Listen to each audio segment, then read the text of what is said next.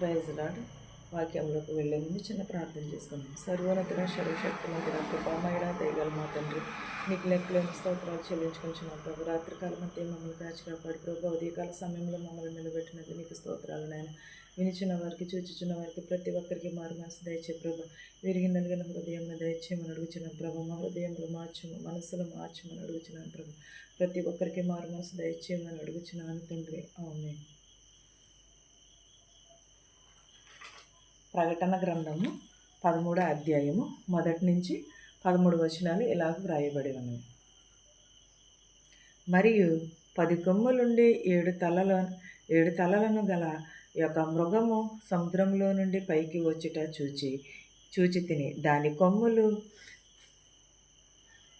కొమ్ముల మీద 10 కిరీటములను, దాని తలల మీద దైవదూషణకరమైన పేళ్లును ఉండెను. నేను చూచిన ఆ మృగము చిరతపులి పోలి ఉండెను.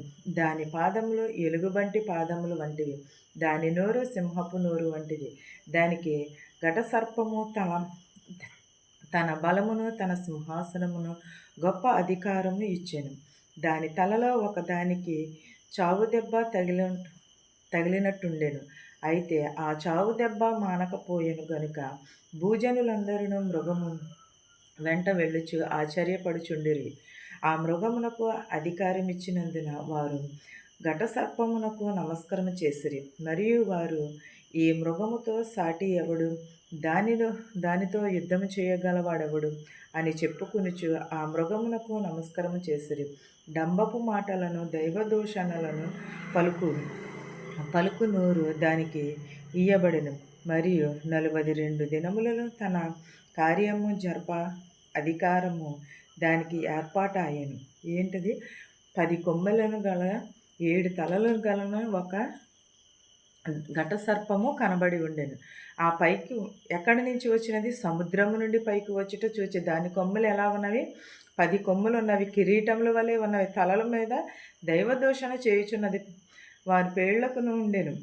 నేను చూచిన ఆ మృగము చిరతపులి వలె ఉన్నది. దాని నోరు ఎలాగున్నది? సింహపు నోరు వంటిది. దానికి ఘటసర్పము అనే బలమును, తన సింహాసనమును, గొప్ప అధికారమును ఇచ్చాను జనులందరూ కూడా. ఇస్తే దాన్ని ఏం చేసింది? డంబపు మాటలు మాట్లాడుచున్నది, చావు దెబ్బ కొట్టినట్టు వాళ్ళండి. భూజనులందరూ కూడా మృగము వెంట వెళ్ళుచు ఆశ్చర్యపడుచున్నారు. ఆ మృగమును చూసి దాని వెంట వెళ్ళుచు ఏం చేయుచున్నారు? ఆశ్చర్యపడుచున్నారు. వారు ఘటసర్పమునకు నమస్కారం. ఎందుకంటే మనం కూడా చూడండి, ఎవరైనా కొత్తగా ఎవరైనా కనిపించారు ఏం చేస్తాము? నమస్కారం అంటాము, లేదా ఏంటి ఇలా ఉన్నారు ఏంటి అని అడుగుతూ ఉంటాం, చూస్తూ ఉంటాము. అడగకపోయినా చూస్తూ ఉంటాము. అలాగే కొమ్ములు కలిగిన ఆ ఘట సర్పమును చూసి ఇవన్నీ కూడా నమస్కారం చేస్తున్నాయి. ఒక చిన్న ఉదాహరణ చెప్తున్నారు. ఒక ఊరిలోని ఒక సింహము ఉన్నది ఒక అడవిలో. అడవుల్లో అనేకమైన జంతువులు ఉంటాయి కదండి. ఆ జంతువులు ఉన్నప్పుడు అన్ని జంతువులన్నిటికి రాజు ఎవరు? సింహమే కదా. ఆ సింహము అందరినీ పరిపాలిస్తూ ఉండేది. ఒకరోజు నక్క చాలా తెలివైంది కదా. నక్క వినయాలు తెలిసినవే కదా మనకి. ఆ నక్క ఏమనుకున్నదంటే ఒంటి నిండా నీరు మందు పూసుకుని ఆ అడవిలోకి వెళ్ళింది. అడవిలోకి వెళితే అక్కడ ఏం జరిగింది? ఆ అడవిలోని ఈ కొత్త జంతువు ఏదో వచ్చింది, సింహం కంటే బలమైనది, తెలివైందేమో అని అనుకుని దాన్ని పూజించేస్తూ ఉంటున్నారు. పూజించేసింది అదే పెద్ద రాజు అనుకుని రాజు కింద ఉన్నారు. కానీ కొంతకాలం ఉండగా అది కూడా నక్క వినయాలు చూపిస్తూ అన్నిటిని రోజుకు జంతువులు తింటూ ఉండేది. అలాగే నేనే బలవంతురాలని, నేనే రాజుని అని చాలా విర్రవీగుతూ ఉండేది ఆ నక్క. కొంతకాలానికి సభలో జరుగుతుంది. అడవిలో కూర్చుని జంతువులన్నీ కూడా ఒక సభ పెట్టుకుంటే అప్పుడు మంచి వర్షం వస్తుంది. వర్షం వచ్చినప్పుడు దానికి ఉన్న నీరు ముందు అంతా కూడా పోయింది. ఇది అప్పుడు అడవిలో ఉన్న జంతువులన్నీ కూడా ఏం చేసినాయి? నక్క వినియములు చూసి తరిమి కొట్టి చంపేశారు. అలాగా మనం నక్క వినియములు కాదు, మనం దేవునికి భయపడి ఉండాలి. ప్రతి ఒక్కరు ఘట సర్పం అలాగే పోలి ఉన్నది, యుద్ధము చేయుచున్నది. యుద్ధము చేయగలవాడెవడన్న అంటే ఆ ఘట సర్పముతో, ఆ మృగముతో యుద్ధము చేయగలవాడెవడు అని అన్నాడు. ఆ మృగములకు నమస్కారం చేస్తూ డంబపు మాటలు మాట్లాడుచున్నది. దాని నోరు ఎలా ఉన్నది? 42 నెలలు తన కార్యమును జరపవలనని ఏర్పాటు చేసుకుని ఉండెను. డంబపు మాటలు మాట్లాడొచ్చు, దైవ దోషాలను మాటలు మాట్లాడొచ్చు. నోరు దానికి ఇవ్వబడెను. మరియు ఆ 42 నెలలు తన కార్యములు నధికారము దానికి ఏర్పాటాయెను. గనుక దేవుడు దూషించుటకును, ఆయన నామమును, ఆయన గుడారమును, పరలోక నివాసులను దూషించుటకును తన నోరును తెరిచెను. మరియు పరిశుద్ధులతో యుద్ధము చేయును, వారిని జయింపను దానికి అధికారం ఇయ్యబడును. ప్రతి వంశము మీదను, ప్రతి ప్రజల మీదను, ఆయా భాషలు మాట్లాడు వారి మీదను, ప్రతి జనము మీదను అధికారము దానికి ఇయ్యబడును. భూమి నివాసులందరూ అనగా జగత్పునాది మొదలుకొని వధింపబడి ఉన్న గొర్రెపిల్ల యొక్క జీవగ్రంథమందు ఎవరి పేరు వ్రాయబడలేదు వారు ఆ మృగమునకు నమస్కారము చేయుదురు. ఎవడైనను చెవిగలవాడైతే వినుగాక. ఎవడైనను చెరపట్టవలెనని ఉన్న ఎడల వాడు చెరలోకి పోవును.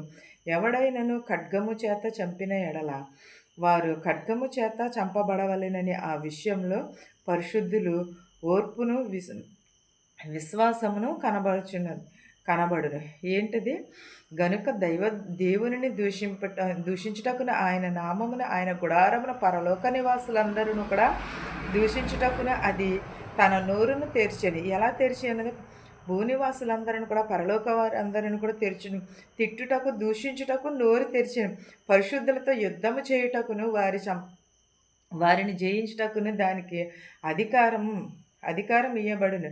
ప్రతి వంశము మీదను, ప్రతి ప్రజల మీదను కూడా, ఆయా భాషలు మాట్లాడు వారి మీదను కూడా, జనములందరి మీద కూడా దానికి ఇయ్యబడిన భూనివాసులందరూ కూడా అనగా జగత్పునాది మొదలుకుని వధింపబడి ఉన్న గొర్రెపిల్ల యొక్క జీవగ్రంథమందు ఎవరి పేరు వ్రాయబడలేదు కానీ వారు ఆ మృగమునకు నమస్కారము చేయుదురు.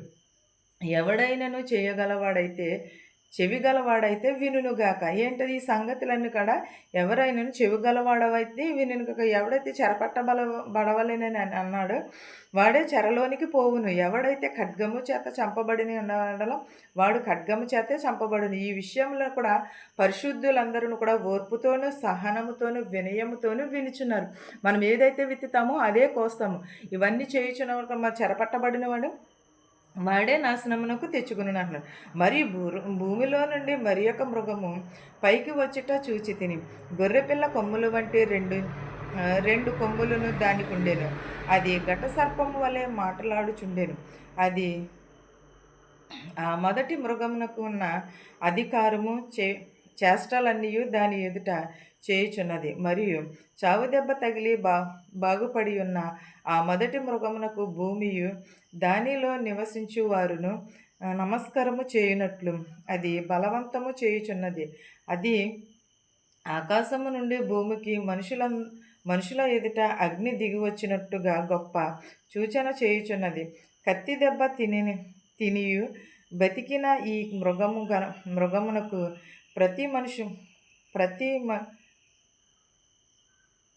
ప్రతిమను చేయవలెనని ఆ భూనివాసులతో చెప్పుచు ఆ మృగము ఎదుట చేయుటకు తనకియ్యబడిన సూచనల వలన భూనివాసులను మోసపుచ్చుచున్నది.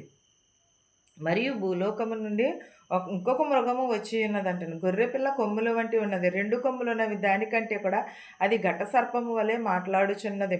అది మొదట కోర మృగమునకును అది కావున అది అధికారము చేష్టలన్నీ కూడా దాని ఎదుటనే చేయుచున్నది. మరియు చావు దెబ్బ తగిలి బాగుపడిన దాని వలె ఉన్నది. అది అధికారమును ఆకాశము నుండి భూమికిని మనుషుల ఎదుటకును అగ్ని దిగి వచ్చినట్లుగా గొప్ప సూచనలతో చేయవలసి ఉన్నది. కత్తి దెబ్బ తినది బ్రతికి ఉన్నది. మృగమునకు ప్రతి చేష్టలు కూడా అది భూనివాసులతో చెప్పుచున్నది. మృగమును ఎదుట చంపుటకును అతనికి సూచనలుగా మోపై ఉన్నది. అది మృగము ఎక్కడికి రెండవ మృగము వచ్చి భూజనులందరికీ కూడా చెప్పుచున్నది. అప్పుడు ఏమి చేసింది? మృగము యొక్క ప్రతిమ మాట్లాడునట్లును ఆ మృగము యొక్క ప్రతిమకు నమస్కారం చేయమని వారిని హతము చేయునట్లును ఆ మృగము యొక్క ప్రతిమకు ప్రాణమిచ్చుటకై దానికి అధికారము ఇయ్యబడును. కాగా కొద్దివారు గొప్పవారు గాని, ధనికులు గాని, దరిద్రులు గాని, సర్వ స్వతంత్రులు గాని, దాసులు గాని అందరూను తమ కుడి చేత మీదనైనను, తమ నోటి యొద్దనైనను ముద్ర వేయించుకున్నట్లును, ఆ ముద్ర అనగా ఆ మృగము పేరైనను దాని పేరిట సంఖ్య అయినను గలవాడు తప్ప క్రమ విక్రమములు చేయుటకు మరి ఎవనికిని అధికారము లేకుండునట్లును అది వారిని బలవంతము చేయుచున్నది. బుద్ధి గలవాడు మృగము యొక్క సంఖ్యను లెక్కింపనిమ్ము. అది అది యొక్క మనుషుని సంఖ్యయే. ఆ సంఖ్య 666. ఇందులో జ్ఞానము కలదు. ఏంటది? ఆ మృగము ఏమి చేయుచున్నది? ప్రతిమకు నమస్కారము చేయుచున్నది. నరహత్య, వారిని హతము చేయుచున్నది. మృగము యొక్క ప్రతిమకు ప్రాణమునిచ్చుటకై దానిని అధికారం ఇవ్వబడిన అంటున్నాడు. కానీ అది కొద్దిగాను కూడా ధనికులనేమి, దరిద్రులనేమి, స్వతంత్రులేమి, దాసులనేమి అందరూ కూడా కుడి చేతి మీదనైనను తమ నోటి మీద నొసటి మీదనైనను సరే వేయించుకునిచున్నట్లు ఆ ముద్ర అనగా మృగము పేరైనను దాని పేరట సంఖ్య అయినను గలవాడు తప్ప క్రమ విక్రమములు చేయుటకు మరి ఎవనికిని అధికారం లేకుండానట్లు అది వారిని బలవంతము చేయుచున్నది. బుద్ధి గలవాడు ఆ ముద్రను వేయించుకోడు. మనుషుడు సంఖ్యయే తప్ప కానీ 666 సంఖ్య ఇందులో జ్ఞానము కలదు అని అన్నది. 666 ముద్ర జ్ఞానము కలదు. దేవుని రాకడ ప్రవేశం వచ్చినప్పుడు ఏం చేస్తుందంటే 666 ముద్ర లేకపోతే ఎవరమును కూడా ముద్ర వేయించుకోదు. మనకు భోజనం ఉండదు, లేకపోతే మన పిల్లలకి వసతి ఉండదు, మనం తినేందుకు తిండి ఉండదు, ఇవన్నీ అంటున్నారు. కానీ దేవుని రాకడ త్వరగానే వచ్చుచున్నది. ఏ నిమిషం వచ్చినా కూడా ఎవరికి కూడా తెలియదు. అనేకమైన తెగుళ్ళు వచ్చుచున్నవి, అనేకమైన భూకంపం. కానీ మన హృదయాలు మాత్రము మారట్లేదు. ప్రతి ఒక్కరూ హృదయమును కూడా మారాలి. దేవునికి మాత్రమే అప్పగించుకోవాలి. దేవుని ఎదుట మనము భయమును, భక్తిని కలిగి ఉండాలి. మారు మనసును కలిగి ఉండాలి. ప్రతి ఒక్కరికి శాంతిని, సమాధానమును కలుగునుగాక. ఆమేన్. ప్రార్థించు. స్థుతులపైన ఆశీనుడమైన దేవానికి స్తోత్రాలు, నీకు వందనాలు నాయన ప్రభా. విరిగి నలిగిన హృదయమును దయచేయమని అడుగుచున్నాను ప్రభా. ప్రతి ఒక్కరికి మారు మనసు దయచే ప్రభా. నాయన రాత్రి కాలమంతా కాచి కాపాడు. ఉదయకాల సమయంలో ఇతరుడు మిచ్చినది నీకు స్తోత్రాలు, నీకు వందనాలు నాయన ప్రభా. నేను మా శత్రువులు మిత్రువులు దీవించినాను ప్రభా. ధనికులనేమి భేదాలనేమి దీవించినాను ప్రభా. మా శత్రువులు మిత్రువులు దీవించినాను ప్రభా. ప్రతి ఒక్కరు హృదయంలో మార్చి ప్రభా. నాయన ప్రభు బస్సులో వెలిచిన, రైల్లో వెలిచిన, హెలికాప్టర్, ట్యాక్సీలో వెలిచిన వారు ప్రతి ఒక్కరికి ప్రభు మారు మనసు దయచేయమని అడుగుచున్నాం ప్రభా. వారి గృహాలకి ప్రభా సురక్షితంగా చేర్చమని అడుగుచున్నాం ప్రభా. పిల్లలు లేని వరకు పిల్లలు దయచేయను ఆయన ప్రభా. గర్భిణీ స్త్రీలకి సిలువైన కానుక దయచే ప్రభా. హాస్పిటల్లో ప్రభా ఆపరేషన్ చేయించుకొని ఉన్నారు, అనేకమైన రోగములు వేదనలతో ఉన్నారు ప్రభా. వారందరినీ వేదన నుంచి, శోధన నుంచి తీసివేయమని అడుగుచున్నాను నాయన ప్రభా. ప్రతి ఒక్కరికి మారు మనసు దయచేయమని అడుగుచున్నాను నాయన ప్రభా. నేను ఎవరెవరైతే ఏ చేతి పనులు అయితే చేస్తున్నారో వారి చేతి పనులను దీవించి ఆశీర్వదించమని అడుగుచున్నాను ప్రభా. ఎవరెవరైతే ప్రభా కుటుంబాలలో శాంతిని, సమాధానం లేదు వారందరికీ దయచేయమని అడుగుచున్నాను నాయన ప్రభా. యవనస్తులు నీ కాడు మోయట ఎంతో మనోహరం అన్నావు నాయన ప్రభా. నేను ప్రతి ఒక్కరికి నాయన ప్రభా నీ కాడు మోసే భాగ్యం దయచే ప్రభా. విరిగి నలిగిన హృదయమును దయచేయమని అడుగుచున్నాను ప్రభా. నేను నీకే స్తోత్రము గానమును చేయుచున్నాను నాయన ప్రభా. ఈ ఎందు నాయన ప్రభా భయభక్తులు కలిగి జీవించుటకు సహాయం చేయమని అడుగుచున్నాను నాయన ప్రభా. ప్రతి ఒక్కరిని ప్రభు శాంతిని, సమాధానమును దయచే ప్రభా. ప్రతి ఒక్కరి హృదయంలోను మార్చమని అడుగుచున్నాను ప్రభా. అనారోగ్యంతో ఉన్నారు ప్రభా, వారిని కూడా స్వస్థపరచు ప్రభా. క్యాన్సర్తో బాధపడుచున్నారు ప్రభా, వారిని కూడా లేవనెత్తినాను ప్రభా. పక్షవాతంతో బాధపడుచున్నారు ప్రభా, వారిని కూడా లేవనెత్తినాను ప్రభా. కిడ్నీలో రాళ్ళు అన్నారు ప్రభా, ఆ కరుగుటకు సహాయం చేయ ప్రభా. నడువు నొప్పి అన్నారు ప్రభా, నడువు నొప్పిని వెంటనే తీసివేయమని అడుగుచున్నాను నాయన ప్రభా. జ్వరములతో బాధపడుచున్నారు ప్రభా, వారి జ్వరములను తగ్గించిన ఆయన ప్రభా. ఎవరికైతే ఏ శోధన ఉన్నదో మాకు తెలియదు కానీ నీకు తెలిసిన ఆయన ప్రభా. సమస్తమును చూచుచున్నవాడు నాయన ప్రభా, సమస్తమును ఎరిగి ఉన్నవాడు నాయన ప్రభా. సమస్త విధములను ప్రభా కాచి కాపాడమని అడుగుచున్నాను నాయన ప్రభా. ప్రతి ఒక్కరి హృదయములను మార్చమని అడుగుచున్నాను నాయన ప్రభా. ప్రతి ఒక్కరి మనసులను మార్చమని అడుగుచున్నాను నాయన ప్రభా. నిజమైన రక్షణ కలిగి నిజమైన యేసుక్రీస్తు నీవని ఎరుగుటకు సహాయం చేయ ప్రభు.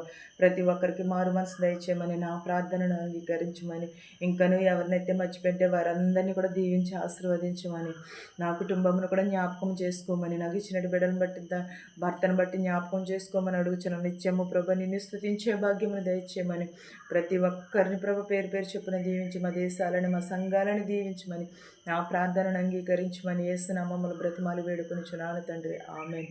పరలోకమందున్న మా తండ్రి, నీ నామం పరిశుద్ధపరచబడును గాక, నీ రాజ్యం వచ్చును గాక, నీ చిత్తము పరలోకమందు భూమియందు నెరవేరినట్లును మా అనుదిన ఆహారం నేడు మాకు దయచేయము. మరణస్తులను మేము క్షమించిన ప్రకారము మరణములను క్షమించుము. దుష్టుని నుండి శోధన నుండి తప్పించుము. రాజ్యమును శక్తియు మహిమయు నిరంతరము నీవై ఉన్నావు మా తండ్రి. ఆమేన్. నించిన వారికి చూచుచున్న వారికి సదాకాలం నీ కృపతోడయుండును గాక. ఆమేన్. పరలోకమందున్న మా తండ్రి, నీ నామం పరిశుద్ధపరచబడును గాక, నీ రాజ్యం వచ్చును గాక, నీ చిత్తము పరలోకమందు భూమియందు నెరవేరినట్లును మా అనుదిన ఆహారం నేడు మాకు దయచేయము. రుణస్తులను మేము క్షమించిన ప్రకారం మరణమును క్షమించము. దుష్టుని నుండి శోధన నుండి తప్పించము. ఆమేన్. అందరికీ వందనాలు.